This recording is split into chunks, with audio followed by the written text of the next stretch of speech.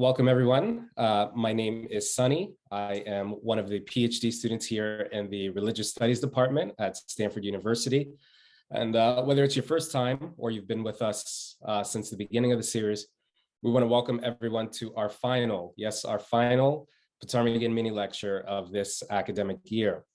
The Ptarmigan series has showcased a slate of remarkable scholars who have discussed various themes in late ancient studies pertaining to their scholarship. And this evening's program is definitely no exception to that.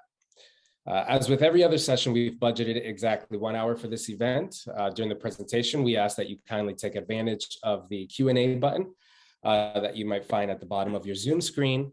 My colleague in the program who oversees the Ptarmigan series, Anuj Amin, will come in at the end of the lecture to field our questions and present them to our speaker. Now, I am especially excited for today's program, as we are so privileged to have with us virtually Dr. Georgia Frank, who is the Charles Dana Professor of Religion at Colgate University. She's the recipient of numerous distinctions and awards for her contributions in the field, and she's the author of numerous publications, including The Memory of the Eyes, Pilgrims to Living Saints in Christian Late Antiquity, and her most recent co-edited volume, The Garb of Being, Embodiment, and the Pursuit of Holiness in Late Ancient Christianity. Today, Dr. Frank will be speaking to us on Egeria's Pilgrimage Diary. And with that, I will now disappear and will pass the virtual microphone on to you. Thank you again for your time, Dr. Frank. Thank you. It's great to be here. And I'm going to just quickly share my screen.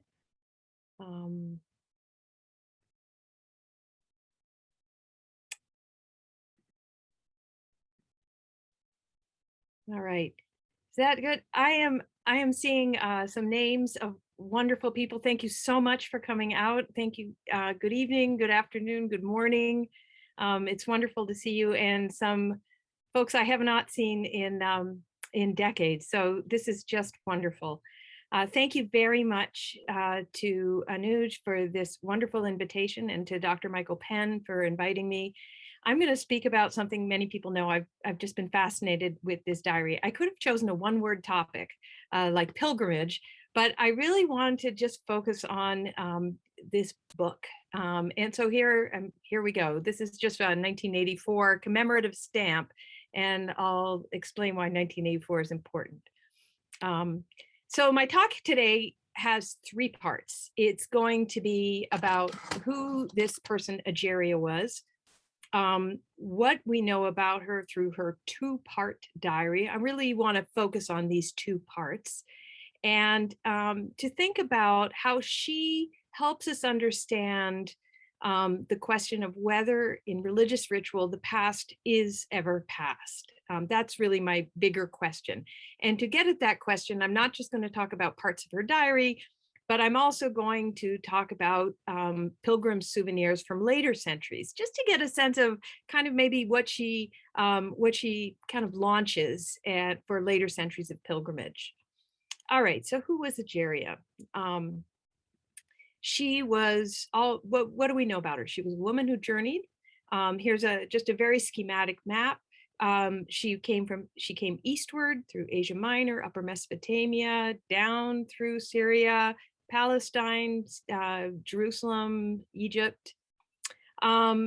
She is, the reason there are so many variants of her name is because the one manuscript we have from 1884, discovered in 1884, it's an 11th century manuscript, is missing so many pages that her name is not attached. But we have a description from an earlier period that recounts her journey and calls her Etheria or Egeria. Who was she? Well, there's a big debate. Some people think that she was a monastic from Spain, from Galicia, in fact, or more recently, there was the question of whether she was maybe a noble woman, not a monastic, from Gaul. She had enough means to make the journey and to write back to her lay, as she called them, sisters. So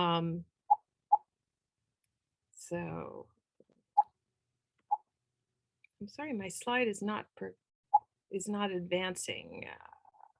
let's see what's going on.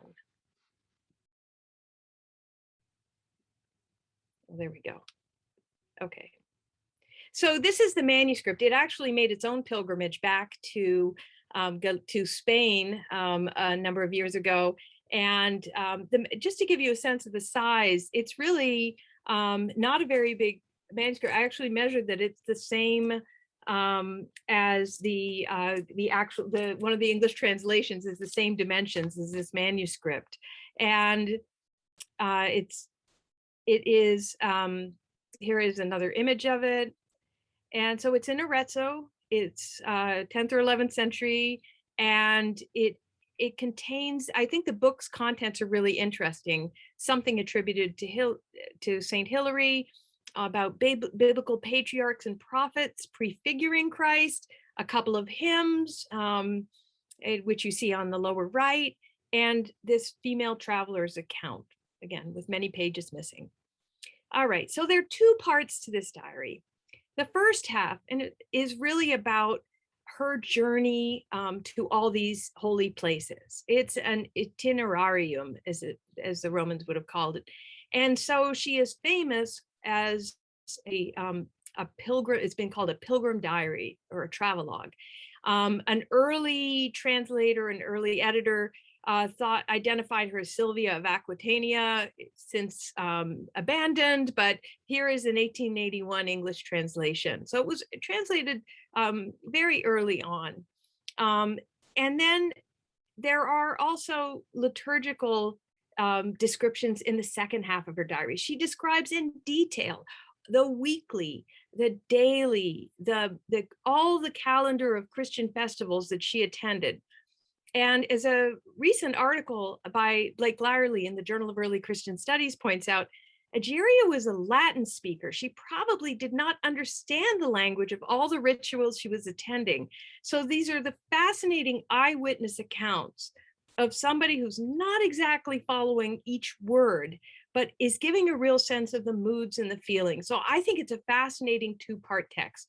What I think is unfortunate is that Pilgrim scholars only have focused on the first half, and historians of liturgy have only focused on the second half. And I think we kind of miss out on some larger issues. I first became interested in this book when my first job as a graduate student, I was a copy editor at Harvard Theological Review, and I was given this manuscript with the title, Who is Ageria? And it was a fascinating article, and working with it so closely, I thought I have to read this more. I was in New Testament studies where people were spending years trying to find a dissertation topic because the field was so saturated. I found my dissertation topic pretty quickly because Ageria did something I hadn't found in the literature, that here was somebody who went to holy places and to holy people. And that's what I found really interesting. And I thought, who else was doing this? So this became my dissertation and became my first book. And it was all thanks to a wonderful article by Hagit Sivan. So let's talk about the first part. All right. The first part, she goes to the holy places associated with Moses, Job. She eventually goes to Edessa, and where she picks up some letters that Jesus corresponded with this King Abgar, and tells her sisters back home that I'll have to bring those home because the ones we have at home are much shorter. These are really long. Like she's really bragging about the souvenirs she's bringing back. She visits a shrine to Thecla and also a shrine to Euphemia. So you can already see that she's not just in search of places associated with Jesus. That comes up more in the liturgical parts, actually. Here, she's really focusing on figures from what you might call the Old Testament, but it's really from the scriptures like Moses and Job, and really more current, martyr saints like Thecla and Euphemia. Now, we call it pilgrimage, which is from this Latin word of being a sojourner or residing abroad. It's not a word that the ancients used. They probably would describe that they are traveling in order to pray at the holy places or in order to venerate at them. So pilgrimage is a very modern term, but that's what I'm using for the purposes of our talk. The second part of the itinerary describes her, it's not so much staging posts as the first part does, you know, and when we traveled 3 miles and we traveled half a day. The second part is describing in much more detail daily rites, epiphany. And so she is measuring not distances, but days now and hours before cock crow, at cock crow, 3 hours into it, 6 hours into it, 10 hours. So it's a very detailed description, but with a lot of little digressions that I find really interesting. She'll like burst into some descriptions of these lavish churches that the Emperor Constantine, the emperor who converted to Christianity, and I'll talk about him more, that he and his mother, you know, were the benefactors of and had built, and how lavish they are. But then she says, but now I have to get back to my real purpose. So let me situate her a little bit in terms of Ageria is between two moments of empire. In the upper left, you really see how expansive the Roman Empire is in the 2nd century. And I want to talk about Christians in that expansive Roman Empire while it's still an outlawed religion. Egeria comes at a time just decades really after the legalization of Christianity. And maybe the empire is still shrinking a little bit, as you see in the lower right, 100 years, almost 100 years after her journey.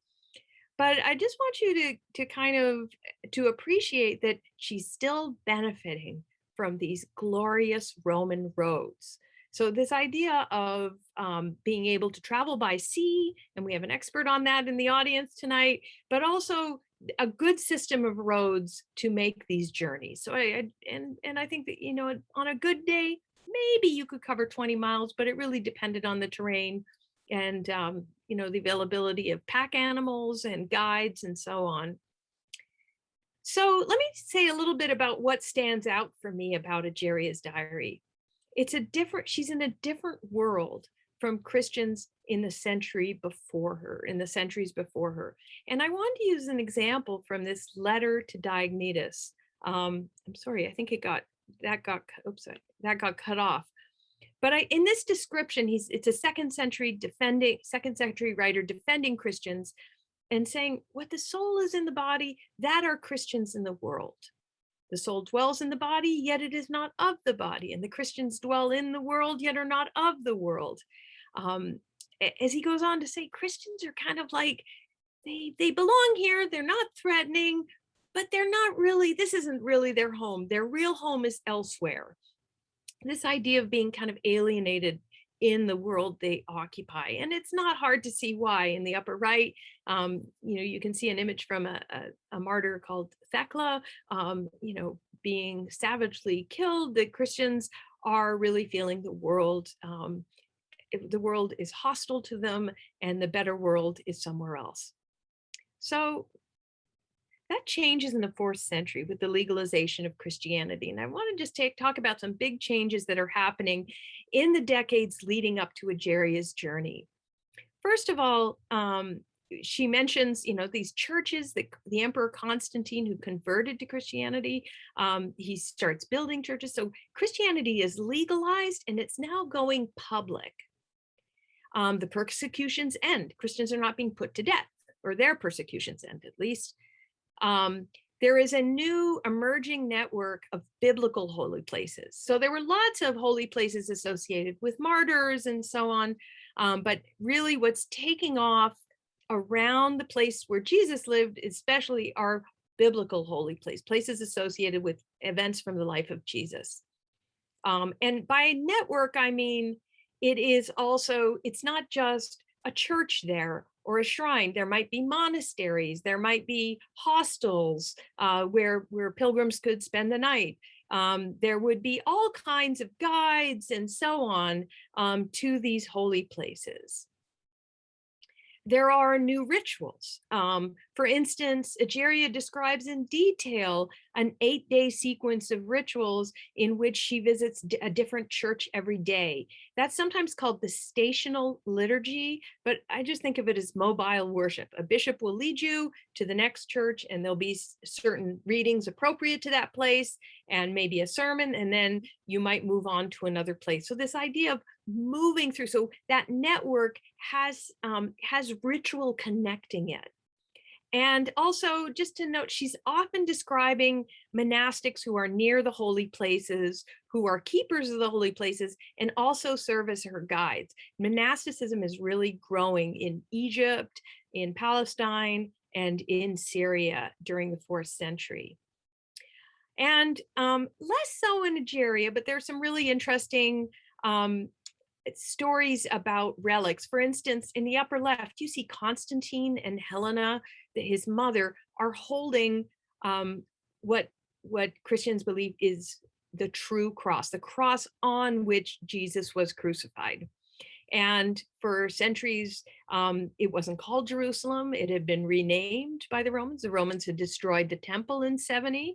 They had put down revolts trying to overthrow Roman rule, and they had renamed the city. And so kind of this Christian past was seen as the place where Jesus was killed, and all of its stuff was basically buried. And so there's really, in the life of Constantine, there's this elaborate stories about how he brought forth that Jerusalem of Jesus's day, how he brought it forth out of this muck of layers of Roman and pagan worship. And through that comes this great fascination with stuff from that past. And so sometimes it's body parts, sometimes it's just objects that have come in contact with those bodies, those saintly bodies. It's less so in Egeria, but I think I'm going to talk a little bit more about pilgrim souvenirs and the importance of relics later in the talk. So here we have, one of the buildings is the building where Jesus was buried, and Golgotha. These are all places where Constantine builds churches, and these churches have since been considerably expanded. I always like to show this slide of an apse from Rome because I think it really captures what the rhetoric around the creation of this Holy Land is doing in the 4th century. This is a 5th century apse mosaic from Santa Pudenziana. And you can kind of see that gold band, dividing the plains. Below Jesus straddles both parts. He's seated in the center, kind of enthroned, and you see kind of his followers all surrounding him, right? These are different disciples. They're also symbols of the evangelists up in the clouds, like that, the winged animals up above. But I'm going to focus, the lower band are his 1st century disciples. If you look over that three-layered band above it, just around his nimbus, that is actually a pretty good depiction of what the skyline of Jerusalem in the 5th century was beginning to look like. So you have all this Christian building at the holy sites. So there's this kind of this double vision between 1st century realities and the pilgrims' daily realities, the architecture they might have seen. And I want to kind of think about how Ageria is navigating that sense of time. Now, Ageria is traveling to many of the sites that are all over the plate, all over the Med. So it's not just Jerusalem. I just want to point that out, that there are saints' shrines and living saints all over this part of the Eastern Mediterranean. So the diary opens, and I think I've got 3 little quotes just to give you kind of a taste of some of the things in the diary. I think you'd really enjoy reading. And in fact, that 1919 translation I discovered is available for free as an audiobook on LibriVox. Some volunteer has a very senatorial voice and read it and reads it quite nicely. So if you're ever interested in listening to this on a road trip, Ageria will join you. But here she is. She opens up at Sinai. She gets all the way up to the summit, and this fascination with hearing the actual biblical passage related to that spot read, as she says, on the very spot. That's always a thing. Then there's a ritual of communion. And as we were coming out of the church, the presbyters, the elders of the place gave us blessings, eulogiae, literally blessings, some fruits which had grown on the mountain itself. So it might be perishables, but this idea of gifting and the traveler coming away with something. This is the same word eulogia that's going to be used for actual like souvenirs. I'll talk about those in a bit.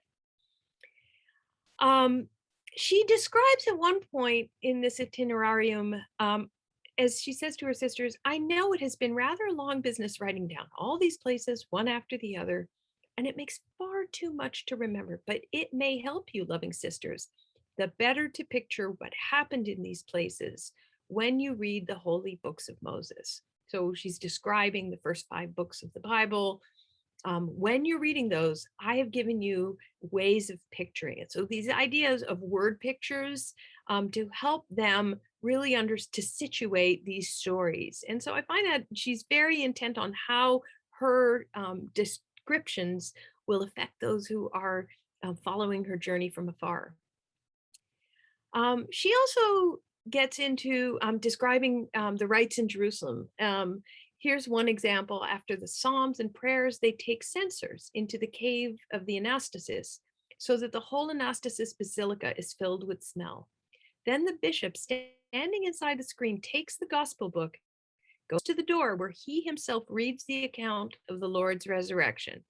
At the beginning of the reading, the whole assembly groans and laments at all the Lord underwent for us, and the way they weep would move even the hardest heart to tears.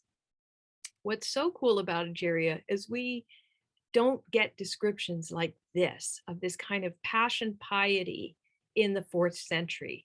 If you read sermons from Jerusalem at this time, it's more about on Good Friday, this is a time for us to be happy. Easter is a time to be happy. So there's always this way of kind of pushing away grief and turning it into some kind of statement on the divinity of Christ.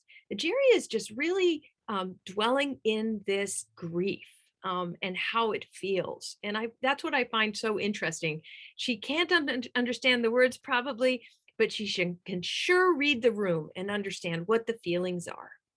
On the left, I've just put a censer because you're gonna see another censer in a slide or two. And so we start seeing this idea that these intense rituals where pilgrim's time and biblical time are starting to merge. So I want to talk a little bit about some objects, and I'm going to focus on these flasks. I happen to have a knockoff here in my office.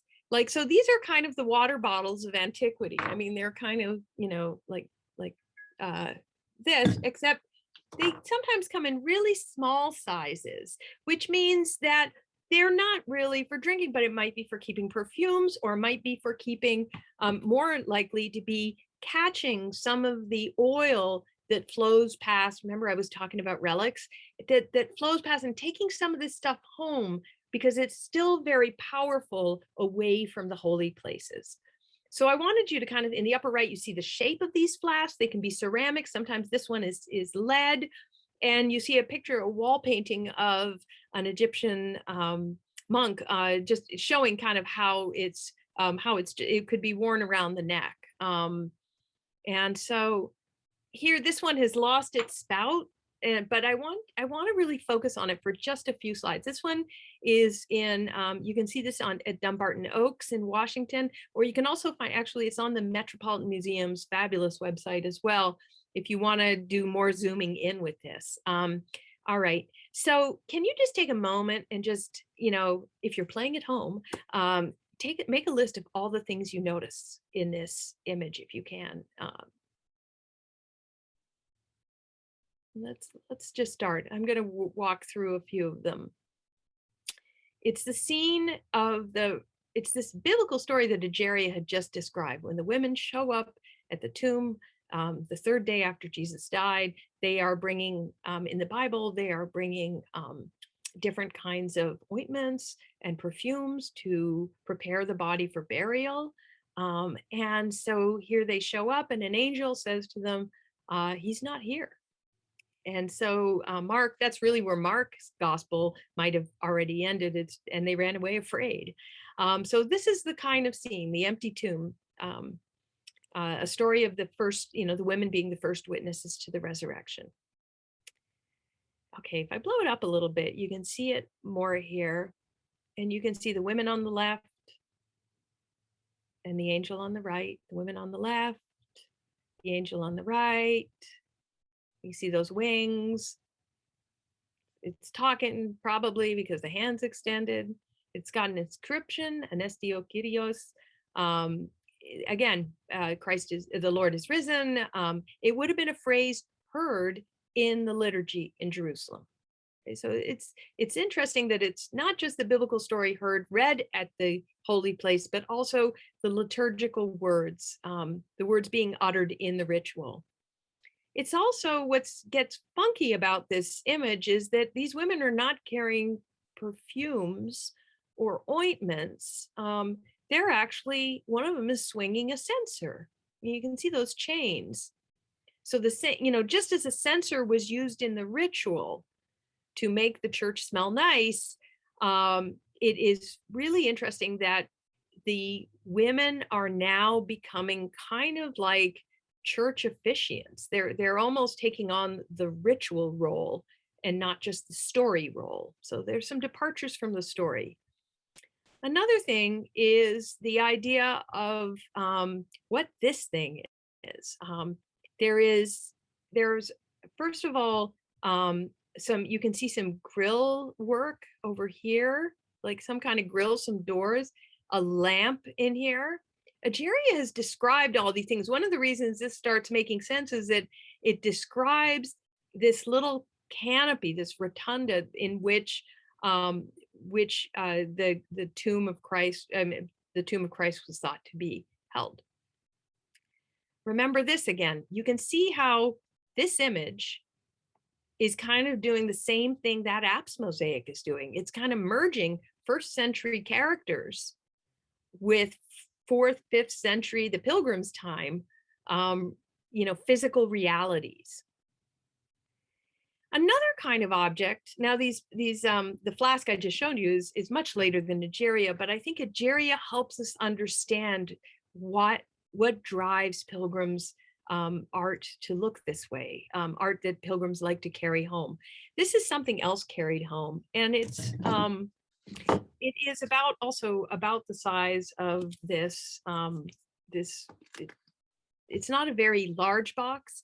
And if you've ever been to the Sistine Chapel in Rome and you've been shushed, and you finally get out of the Sistine Chapel, it's really easy to walk by this case because you're so overwhelmed by all the tourists in Rome that you don't stop and look at this case. And it's a fabulous and fascinating box and I'm going to talk about the different parts of the box. What you're seeing is the box opened up. It's kind of like, it's almost like a box of chocolates on the right and a decoder, which chocolate has which filling on the left. It's got the story and the stuff together in one box. I'm going to talk a little bit more about the different parts. This is on the left is the outer lid, a very a mandorla with a cross, and some shorthand for Christ in the upper right. And it's kind of unassuming, but when you look inside the lid, it's super detailed. And the narrative follows in an interesting way all the places Ageria describes visiting in the liturgical part of her diary. So I'm going to start on the lower left. You have the birth of Jesus in Bethlehem. And according to this tradition and a lot of Eastern traditions, Jesus was not necessarily born in a manger. This is not a manger, more a cave. So there's a cave. Go over to the lower right. He's baptized in the Jordan River. Now up to that middle band, which takes up the entire width of the of the drawing, the painting, and it's Jesus crucified with eyes wide open at Golgotha. And this is the scene where Ageria is describing the church where they're all weeping and groaning and moaning through the telling of the story. Now to the upper left, you've got the two Marys at the tomb, and you've got, again, that grill. So there are details from the story merging with the actual appearance of the holy place at the time of this journey, of the pilgrim's present, and then the ascent of Jesus, which is by this time not necessarily so much for Egeria, but it is celebrated. The ascension is celebrated on the Mount of Olives. So just wanted to point out how you can get a closer look of that that rotunda around the tomb. It's not very big, and what you have is an interesting diagram on the right of line drawings made from all pilgrims, different pilgrims' souvenirs, and drawing this particular monument. So it's been used to actually reconstruct what it might have looked like. But I find that there's this pattern of the liturgical place is kind of merging with figures from the biblical story.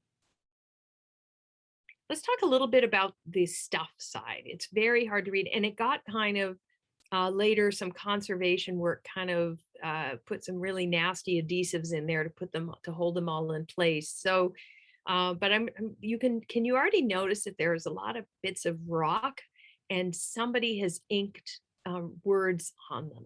And I think what we can start figuring out is that the center one is marked from the anastasis, from the site of the resurrection. It's the centerpiece. To the right is Zion, something from Zion. The wood from Bethlehem is kind of on an angle, and something from the Mount of Olives. So you can start seeing that the holy places that are in the pictures are now replicated. There's an actual material thing from that place, right? And so we can kind of see that Egeria has done something pretty interesting.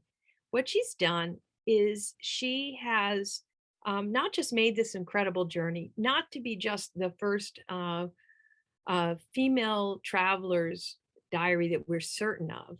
Maybe some of the anonymous ones could have been written by women, we're not sure. But what she's done is she's kind of set up this idea that no matter how far you travel, the centers of imperial power, so Constantinople then, or modern Istanbul, or Rome, are important still. But by the time Egeria travels, Jerusalem is now on the map. And I think that's what pilgrims' writings, the stuff they brought home, the stories about bringing stuff home. So I'm thinking of somebody like Gregory of Tours from Gaul, France, writes about how little pieces of saints' bodies or disciples or apostles' bodies traveled in a little piece of fabric all the way back in a little box, all the way back, and it still did this amazing healing stuff. So these incredible stories proliferate. And so what had once been really an outback, like really this distant province in the Roman Empire, starts becoming a center where the deep past and the pilgrims present are kind of merging in interesting ways. I think what's interesting is the 16th century map gives you a sense that this isn't self-evident. It wasn't that Jerusalem was always the center of Christians' world. And Ageria kind of helps us develop a better understanding of the story about how people like her, but also some emperors and some bishops, made this place kind of the center of the world. So that's the end of my talk, and I'll stop sharing. Thank you. Well, thank you so much for an incredible talk. Again, you've been to our lectures before, so I always give a little round of applause after everyone's done speaking. But that was really incredible. And so just before we get started, if anybody in the audience has any questions, please just drop them in the Q&A function just at the bottom of the screen, and I'll be sure to get to them. But I thought just to kind of kick things off, something I'm really kind of curious about is how common Egeria's story was, this kind of pilgrimage that was happening in the 5th century. And also just the kind of route that she might have taken. And I was kind of wondering if you would talk a little bit more about that. Mm-hmm. Well, how common was to be able to go for 3 years? Well, go ahead. well, maybe not that length of time, but Yeah, kind of taking this pilgrimage in the 5th yeah, century down. yeah. Well, she's going in the 380s, and so it's we already have descriptions from the 330s of people doing a lot of biblical sites, but it's almost like it looks like almost like a Google navigation document, this pilgrim Bordeaux pilgrim in 330s. And so Ageria is kind of uncommon in so far as that she starts providing her own experiences and putting them in words. We have lots of stories about women. For late antiquity, it feels like lots. There's Paula who went, and Melania, but they're always told by men in their entourage. And so to have what's really uncommon is not so much the journey, but it takes remarkable resources to be able to make that journey. And maybe you could work or help work at a hostel and kind of earn your way there, but she had enough resources, and she was able to describe it in her own words. I think that's what stands out. Okay. And we did get another quick question here. Yeah. And could you tell us a little bit more about the manuscript that preserves her diary? Do we know anything about where it was produced, where it had been before the late 19th century? How it was discovered? But yeah. Yeah. I don't know how it was an Italian researcher who discovered it, because it was labeled, the volume was labeled St. Hilary's Works. And so it was, somebody pulled it off the shelf, I guess, and found it.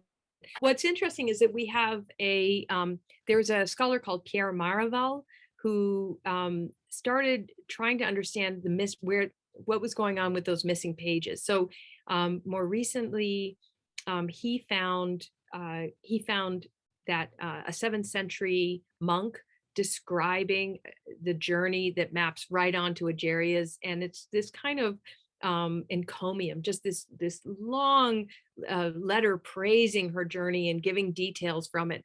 So from that letter, that 7th century letter, they could already reconstruct some of the missing pages, at least in capsule form. The other piece is that we also have some people describing it because they saw a longer version of this medieval manuscript. And so there are some tidbits with which to reconstruct some of the missing pages.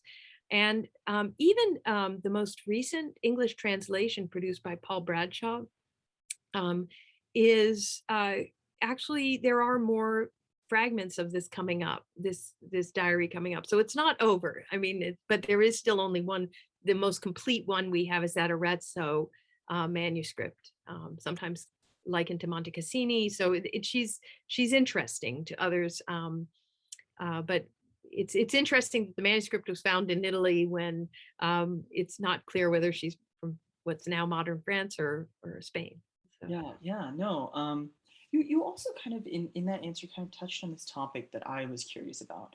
And specifically, what are the descriptions of monasticism like in the diary, and kind of what image does it give us? I know you'd mentioned that there were certain descriptions of monastics in there, and I'm kind of curious, what's the kind of diversity of that? Yeah, thank you for asking. Well, they're usually really great hosts. They welcomed. Once they get out of church, they will point out everything, tell us everything you can see from this summit of Sinai. And she will say, and he took all the time to explain to us what was going on. She kind of sometimes gets to a place, I think in Syria, where she kind of says, well, tell us about the people who live here. So she doesn't really, she has translators, it seems, maybe, because she's able to say what the monks said to them. I'm not presuming that all these monks could speak Latin, so maybe she has translators, but she doesn't. What's interesting is she never names a cleric or a monk by name. Never records, I met a monk called Abba so and so, and so she's she's more interested in what they pointed out than in who they are. But they have a certain their hospitality. They give fruit, they give blessings. They insist sometimes that the Ageria and her party she doesn't mention who else is in her party, but Ageria and her entourage need to stay 2 nights to really get the full effect of this epiphany we're celebrating. You have to stay 2 days to really see all the rituals here. This is outside Jerusalem. So yeah, she goes and visits them, but it's not like you will find later, even a few decades later, descriptions of people going to Egypt and having long conversations with remarkable monks. It's not that kind of diary yet. Okay, and so I do want to follow up on that then, because that's really interesting. There weren't any names mentioned, and something that I'm really kind of curious about is, do the descriptions or her interactions with these monks, do they fit our definition of what monasticism or a monk was, right? Because it seems that this is a category of a type of person that offers hospitality or does a certain number of things. And I was just kind of curious if you could flesh out those elements a little bit more. Yeah. Yeah, thank you. Well, she doesn't really spend enough time to describe their daily life. So she's not describing, what hours they pray or what they're doing. They are, but she's always fascinated by what kind of person wants to live near this kind of holy place. So there's a certain aura about them when she's describing them. Even though they serve her in very practical ways too, feeding her and worshiping with her and pointing out holy places. So it's not really she goes to visit monastics, but it's not really anything like a work that's called the Lausic History, which is really a field guide to monasticism in Egypt. There's nothing like that here. Their presence at so many holy places is something that she feels has a certain authenticity to these places. It makes them special. So she's not a really great observer of the monastic life. Okay, well, it's just an interesting concept to see different times and what extent we could use it to kind of understand monasticism. Okay, so we are getting a few questions here, so I'm gonna turn my attention to the questions that we've received. And we received one question about her knowledge of Greek. Did she know Greek? I can just to read the question for everyone. My question is about whether or not Egeria actually could have known Greek. She seems to have been from an elite enough class that it might have been possible that she could have learned it. Though she does, I think, seem to be traveling with translators. And so kind of, her knowledge of language, specifically Greek and maybe otherwise. Yeah, I think I'm really persuaded by Blake Larley's new article. I think that there is very little word for word descriptions about like we don't know anything about the sermons spoken at these sites. We know the rituals, so might she have understood any of the readings or the psalms that she sang along with? It's not totally clear. I mean, she has her Latin is not always. Thank you, Andrew, for putting it in the chat. It's not Cicero either, and so that's not really an area I know much about. But I am quite persuaded that she's very attentive, but not necessarily following every word. So I find that it's a really interesting question that Blake has been raising about, like, how well do travelers understand the people they are meeting? And when you don't really understand the language, I'm thinking of Andrew's book Remains of the Jew. It's when you don't really understand the people, you can really project a lot of your fantasies about who they are. They are not employees of Disney World, they are cast members. That whole idea of the people you meet, who they become, a colonial Williamsburg, any kind of employment that involves reenactment, I think is worth thinking about. Why a language barrier might help an audience engage the performance of reenactment in different ways. So I'm really interested in that kind of, how do you get that collapse between the Pilgrims' time and the first century time? And maybe languages or language barriers might ease that. It just makes it easier when you don't have to engage with the actual people. Well, with the note of Disney World in the air, I did have a question. Mhm. And it's kind of maybe a little bit more, if you wouldn't mind talking a bit more about the life of these souvenir flasks and Yeah. kind of maybe what they were used for after the fact. I know oftentimes, if I'm traveling and I bring back a souvenir, it'll begin to collect dust and get lost in a closet or a drawer. But I was wondering if these souvenirs maybe had more of a life to them or maybe the same fate. I don't know. Yeah. Yeah. I think well, we know, well, I think for the afterlives of these souvenirs, the two main sources I was mentioning, Gregory of Tours, because he's really interested in how, how a drop of, I'll use an example. There's a John the Baptist is beheaded, how the blood, there was somebody who crashed the party. She snuck in, collected some of the blood. So she's not a character in the Bible, collects some of that blood. That blood becomes a very hard red stone and travels all the way back from Jerusalem all the way back to Gaul and is now under this altar and in a church in Gaul, and it's constantly performing miracles. So there are lots of stories about the actual journey that little objects made as they traveled all over. Sometimes there are gifts, like ambassadors or court officials will be carrying a relic of something. And so the imperial family is promoting relics, but I like the Gregory of Tours stories because I think they really show how that the fabric in which that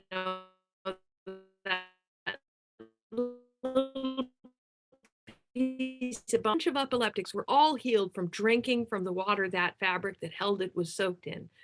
There's another famous example, I think, in a life of this saint called Simeon the Stylite. He lived on top of a column, and they say that the little tokens he gave out were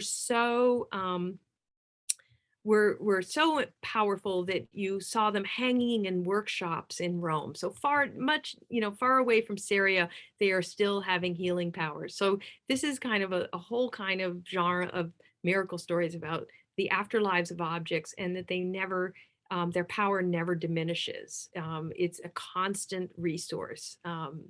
In a lot of these stories. Ageria, I didn't mention this when I was talking about the true cross. Ageria mentions it's brought out on Good Friday, and people can process past it and kiss it. But she says that deacons now are holding it firmly down with two hands, like they have to keep it clamped down because that once she said somebody came along and kissed it and took a bite out of it and took off. So this idea of ingesting, when we were talking about ingestibles, they were ingesting some of these relics as you were and also in your work in amulet bowls, I think or incantation bowls is really interesting. Yeah, Yeah. yeah. The role of consumption. I think there's definitely something there. I'm still young. I haven't quite done the dissertation yet, so Yeah. once I do my research a bit more, I'll be able to answer that I'm more. excited that you're working on this. Yeah. Thank you, thank you. Okay, so we do have a few more questions here. One of the ones that I received was, do you have any idea when Egeria was planning to send this account back to her sisters? Did she write the whole thing and hand deliver it, or was she just planning to send this back while she was still journeying? Yeah, it's really interesting because the two parts kind of have it's almost like two different documents. That she does, when she gets to the liturgy, she says, now I'm going to tell you, it's almost epistolary. It's like a letter, and it's missing some pages, but it reopens. So she also kind of says, I went back through Egypt. So she'd made two trips to Egypt and says, oh yeah, I saw that. I saw Alexandria on my first trip. This time I was going to focus more on things about Moses and Job and so on. So it's really not clear how whether she would send it, because it's not in smaller installments. These are not postcards or not a series of letters. It really feels continuous. And the idea was that somehow she describes that when I bring the stuff back, like when I bring those King Abgar and Jesus letters back, you'll have to just read them for yourself. They're just too much bigger than what we have for me to write about. So is this diary something she's going to read when she is, when she's back home? That's sometimes the sense we get, but I don't get the feeling that this is like, um, you know, uh, a series of reports, or like these National Geographics people who go out on expeditions and send, if you've signed up for their blog, you get something every few weeks. There's not that kind of episodic quality to Ageria. It's just this continuous list of things as an itinerarium. Okay, okay. And then turning to another question, I know we've got a lot of questions for you today, but are you able to speak to the end of the diary and what you conjecture happened to Egeria? Someone says that if they recalled correctly, Egeria indicates that the services are presented by interpreters in the various languages. So any thoughts on that? Yeah. At the end of the diary, we don't have any sense of the journey home. We don't have any, and usually the itinerarium is you go to a place and then you come back, and there's not really that sense of what the homecoming is like. Nothing about post-trip reflections. It is so immediate. So I think that's not a damaged part of the manuscript. It's the beginning and it's the middle that is missing. These are great questions. Yeah, yeah. Okay, and to just kind of change the perspective here, Yeah. how did the fact that Egeria was a woman affect her journey? That is, did being a female change the sort of interaction she had and how people kind of related to her in these journeys? Uh, it's it is all her perspective, and this is not something she's registering. I mean, that's what's she seems to have tremendous access to clergy, to services. And so she does not comment on this. It's interesting when I think of the men who write about female pilgrims. They are constantly talking about how these women were like manly in their virtue, and they were not just women. And so here I think about also, there's this one letter by a fourth century bishop called Gregory of Nyssa. And in letter 2, he basically writes this letter saying why pilgrimage, it was great for him. He loved going to Jerusalem, but it's a bad idea for everyone else. He says it is terrible that you don't get your own private accommodations. There's no privacy, so that men and women are mixing up in really inappropriate ways. It's licentiousness. And you have started having all these bishops talking about women's immorality on the road. And so the fact that they're women is often in the male writers. I'm thinking Theodoret of Syria describes 2 nuns who go from Syria all the way to Jerusalem on pilgrimage, and they fast the entire journey.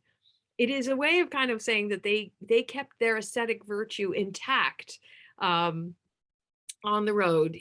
So this is really, she's not, I can't detect anything. I would love if anybody detects anything. She's a sister writing to her sisters, and she does not talk about barriers, about obstacles. There's one place where she says we had to hurry because we spent a little too much time at the last place, but there's not this sense of we could only, the men in our group could go forward while I had to stay back. There's not this sense of gender separation she's describing. So I don't, yeah, I find that really striking. And that's why it's such a precious document when we have a perspective from a woman.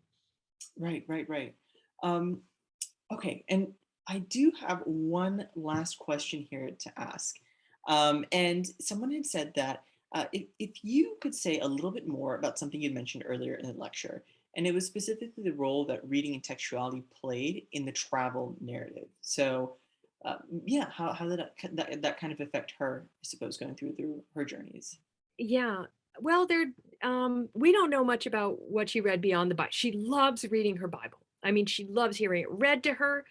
She loves thinking about her Bible group back home and what they can picture together. I mean, I think she really, it's this love of close reading of the Bible and watching it come to life for her. So that's definitely one reading pattern. Another one I think is that she kind of, in a few places, she falls into describing her journey as, as many kinds of there's a new book called Destinations in Mind about this kind of Roman genre of writing about one place after another place after another place. She's got that feel. So is she kind of reading these kinds of descriptions of travel from different, that are connecting parts of the Roman Empire? So I think there's a, I would love to learn more about that kind of reading habit. Does she describe, I mean, she goes to visit shrines. I don't know, she doesn't really give much detail about stories about miracles at those shrines. So I'm not really clear from that if she's familiar with saints' lives. She's really interested in what people point out to her and tell her, but it's really at the biblical holy places where she says, now show me the place where, so for instance, Lot's wife, who's turned into a pillar of salt. Egeria seems almost like she knows that story. And so why isn't that pillar more visible? Well, the bishop explains, oh, it used to be much bigger a while back, but it kind of, it kind of diminished. You can see a little bit of it sticking out of the ground here. So there's kind of this sense of like her textual reading is also kind of when she gets disappointed in a place that it doesn't live up to the reality of the Bible, that she can kind of like read the landscape. So she's a reader of text, but also a reader of landscapes in an interesting way. Okay, that you've just mentioned that, we do have 2 more minutes left, so now this is the real last question. And so, I'm really kind of interested in this intersection of kind of fantasy and pilgrimage, and maybe kind of, how certain expectations may have been fulfilled or some may have fallen short. And I was wondering if you could kind of talk about, what her feeling was visiting these different sites. I mean, you've read the text, you know it far better than I, and kind of understanding like maybe how she imagined these places to be and if they filled that expectation. Yeah, I've been interested in what people imagine beforehand and how those how that imagination gets dashed or gets underwhelming. But it's not with Ageria. You read sermons about people taking Eucharist for the first time, and they'll say, "What? This is it? This is what we've been, you've been keeping this from us." So she's much more. Her enthusiasm is there, and her imagination is that wanting to hear every single word as she's looking at these places, as people are pointing them out. To me, that's a really robust imagination that's not held back by she's not archaeological in that sense, like where she says the past is past. For her, it's an eternal now. The Bible has this eternal now to it. And that's why I've always felt it's so important to think about how she goes to any place and the people she meets and how her observations about ritual are really of one piece, of being able to move through these different kinds of many times, like a polychronic kind of narration. Yeah, well, thank you so much. I mean, I obviously have many more questions, but to stick with the allotted hour, I do want to say thank you so much for joining us this evening. It was a phenomenal presentation, and thank you all for kind of coming out and joining us.